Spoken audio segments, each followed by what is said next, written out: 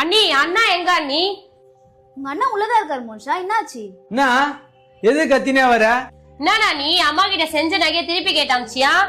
ஆமாண்டா, தாய் மாமா செய்யற சீர்லாம் கணக்கிலே இல்ல. அந்த நகையை திருப்பி உன் பம்சனுக்கு போட்டு சொல்றியே, உனக்கு அசிங்கமா இல்ல? இதெல்லாம் எனக்கு பிடிக்காது. தாய் மாமா சீர்னா உனக்கு ஃபர்ஸ்ட் என்னன்னு தெரியுமா?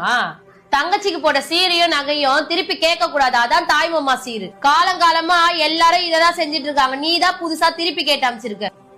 ரெண்டு பேரும் வாய மூடுங்க. ஃபர்ஸ்ட் தாய் மாமா சீர்னா உங்களுக்கு என்னன்னு தெரியுமா?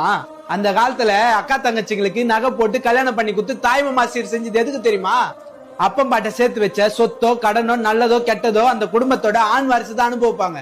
ஆனா அந்த வீட்டுல பிறந்த பொண்ணுங்களுக்கு இதுல எதுலயுமே பங்கு கிடையாது. அதனாலதான் அந்த காலத்துல பொண்ணுங்களுக்கு நகை நட்டு பண்ட பாத்திரம் சீர் சனத்தில செஞ்சு அமைச்சாங்க. ஆனா இப்ப இருக்கிறவங்க நகை சீரும் வாங்கிறீங்க, அப்பம் பாட்ட சேர்த்து வச்ச சொத்துல பங்கும் வாங்கிக்கிறீங்க, அதை தரல நான் கேஸும் போடுறீங்க. அதே குடும்பத்துக்கு ஒரு கடன் கஷ்டம்னா அதுல பங்கேற்றுக்க மாட்டீங்க. அந்த காலத்துல எதுக்கு நகை சீர் செஞ்சாங்கன்னே தெரியாம இந்த காலத்திலயும் சொத்தே இல்லைனாலும் நீ நகை சீர் செஞ்சுதான் ஆகணும்னு கூட பிறந்தவங்கள கஷ்டப்படுத்துறீங்க.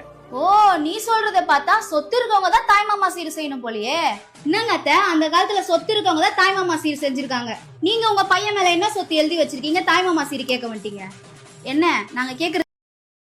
Download ShareChat.